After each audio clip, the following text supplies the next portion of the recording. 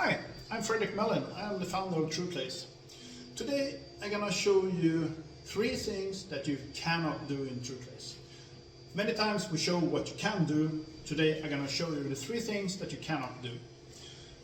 First, in a reaction type of shooting, skeet, Olympic trap, such things, helis, you cannot train your eyes to pick up the targets at the correct distance.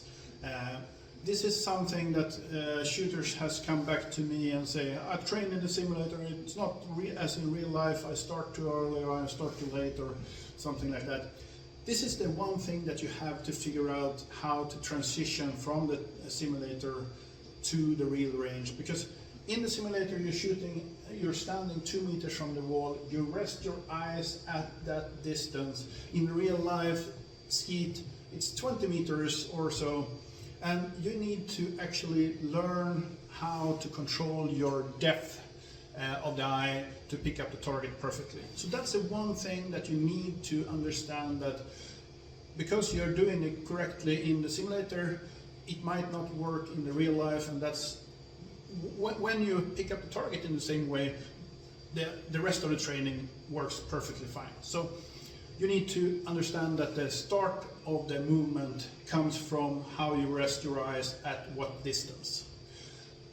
Some people using different techniques, it actually works in the simulator in the same as in real life. It depends how you rest your eyes. So when you have figured out this transition methods that you need to do between the simulator and real life, when you know how to distance the eyes at the range where you need to have them further out, and you know that the stocks affects in a certain way, then there is totally seamless. I can have an issue at the range, go back, train in the simulator, fix that issue, go back to the range and it's rise. Second, recoil, of course. Some people say you cannot shoot it as you do in real life. Well, you can. The difference is in TrueClays, when you don't have recoil, you pick up the second target a little bit easier. You get more time on the second target. Knowing that, I actually shoot in the same tempo in real life. So it's a perceived change where you feel that you have more time in the simulator than in real life, but in the end you're shooting at the same time frame. And the third, well, it's because we are so close to the screen, any change on the stock will not have as much effect as in real life. So if you raise the cone on the stock, you only get about 55% of the change. So if I raise, let's say, the POI in real life by 20 inches, it's only going to show about 10-12 inches here in the simulator. Same thing goes if you're shooting and accidentally switching eyes, which I do a lot since I have no eye dominance.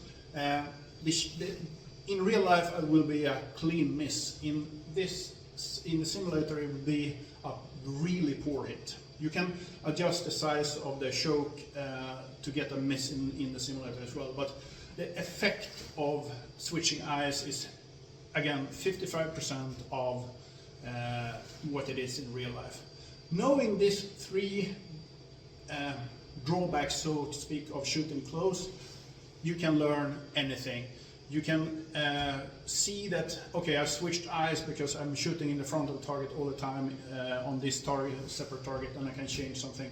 Or when I go to range, I always double check where my POI is, so the stock is fitting perfectly for the real life. As well, your barrel might be crooked or something, it might shoot totally different, so you should always check at the range how the gun is shooting.